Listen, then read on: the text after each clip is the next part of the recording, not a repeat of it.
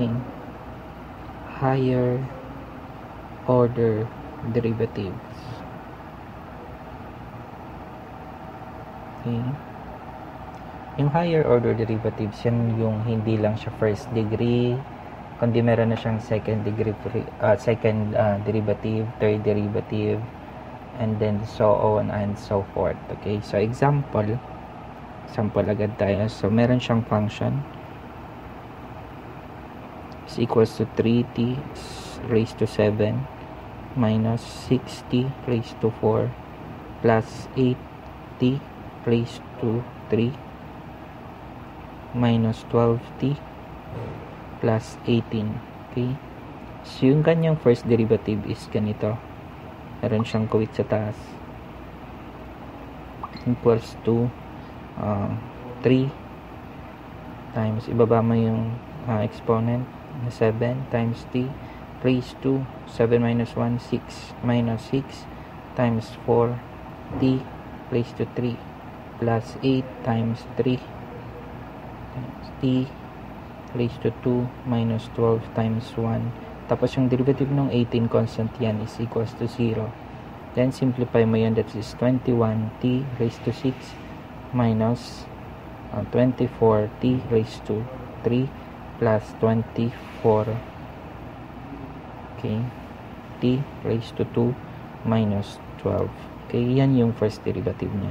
Yung second derivative niya, dalawa na yung guhit. Okay, so gagawin mo lang ulit yung pattern. So that is 21 times 6 t raised to 5 minus 24 times 3 t raised to 2 plus 24 times 2 times t, okay, minus 0. Okay, kasi yung 12 is derivative niyan is 0. So that is equals to 126 t raised to 5 minus 72 t squared plus 48 t. Okay, yan yung second derivative niya.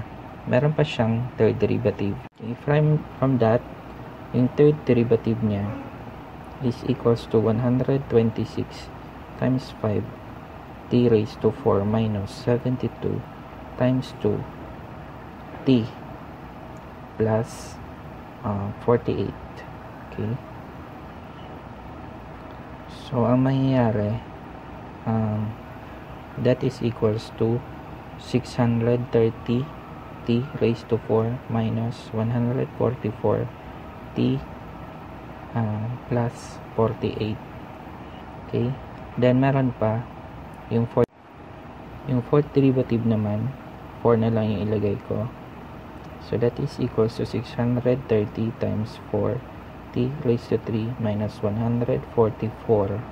Okay, so plus 0 kasi yung 48 is 0. So that is equals to 2520 t cube minus 144. Meron pang iba. So hanggang so on and so forth dito.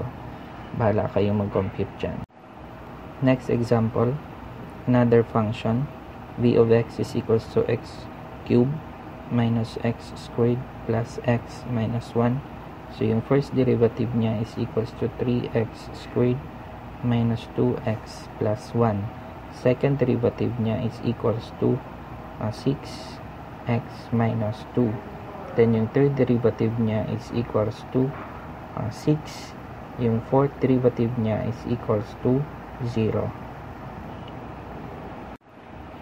Another example, function of y is equals to x cubed minus 6x squared minus 5x plus 3. Okay, y prime or first derivative is equals to 3x cubed minus 12x minus 5. Okay, second derivative is equals to 6x minus 12. Third derivative is equals to 6 and fourth derivative is equals to 0.